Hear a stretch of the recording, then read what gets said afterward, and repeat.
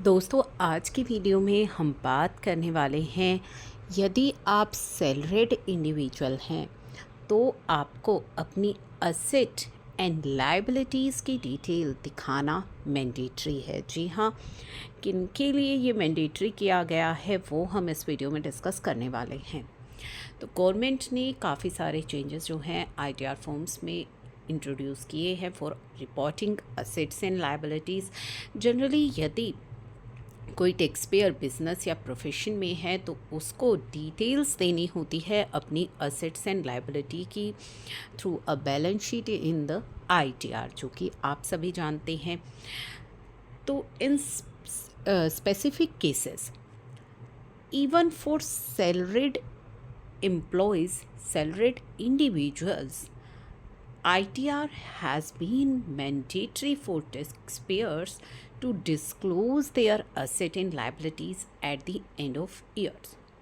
तो यहाँ पे जो सैलरीड इंडिविजुअल्स अगर हैं उनके लिए भी मैंडेटरी किया गया है कि वो अपनी असेट एंड लायबिलिटीज़ की जो डिटेल्स हैं उसको डिस्क्लोज़ करें। अब आप ये जो डिटेल्स है वो कहाँ पे फिल करेंगे, तो उसके लिए है शेड्यूल एल। तो शेड्यूल एल जो है उसमें आपको डिस्क्लोज़ करनी है अपनी असेट एंड लायबिलिटीज़ जब आप अपनी आईटीआर फाइल करेंगे। ठीक है, अब बात करते हैं कि ये शेड्यूल किसे फाइल करना है। तो आईटीआर जो फाइल करना है आईटीआर 2 वालों को, जी हाँ, individual and HUF having total income below 50 lakh are not required to file schedule AL। तो यदि आपकी इनकम 50 लाख से कम है तो उस केसेस में आप ITR 1 फाइल करते हैं, लेकिन कुछ कंडीशंस अगर आपकी सेटिस्फाई नहीं होती तो आपको ITR 2 फाइल करना पड़ता है। और यदि आपकी इनकम 50 लाख से अधिक है तो भी आपको ITR 2 फाइल करना है। तो उस केसेस में अगर आपकी एनुअल इनकम एक्सीड करती है 50 लाख तो आपको फाइल करना है ITR 2, और उस केस में आपको फाइल करना है शेड्यूल AL, जिसमें कि आपको डिस्क्लोज़ करनी है अपनी असेट एंड लायबिलिटीज़ की डिटेल्स। इंडिविजुअल्स और एचयूएफ जो कि बिज़नेस और प्रोफेशन में हैं उनको भी अपनी असेट एंड लायबिलिटीज़ की जो डिटेल्स होती हैं वो डिस्क्लोज़ करनी होती हैं। तो यहाँ पे all the individual and HUF जिनकी एनुअल टैक्सेबल इनकम एक्सीड कर रही है 50 लाख से, उनको ITR 2 चूज़ करना है।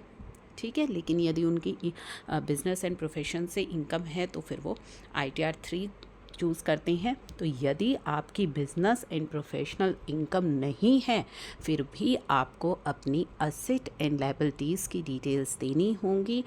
किन केस में, यदि आपकी एनुअल इनकम एक्सीड कर रही है 50 लाख रुपीज़। तो ये तो पहली कंडीशन आपको पता लग गई है, और उनको शेड्यूल AL फाइल करना है जिसमें कि अपनी असेट एंड लायबिलिटी की डिटेल्स उनको देनी है।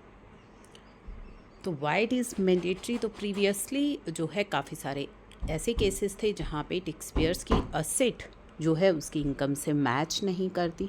ठीक है, तो to keep the check on the asset acquired in parallel to the income earned, तो मैंडेटरी कर दिया गया है हाई इनकम ग्रुप्स वालों को कि उनको शेड्यूल AL फाइल करना है और अपनी असेट एंड लायबिलिटीज़ की जो डिटेल्स है वो देनी है।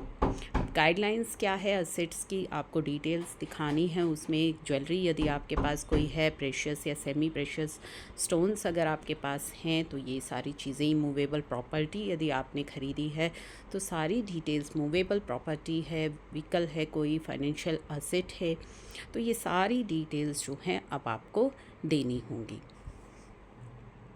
तो is it mandatory to declare asset in ITR 2, तो it is not mandatory unless आपकी टोटल इनकम 50 लाख से एक्सीड नहीं करती।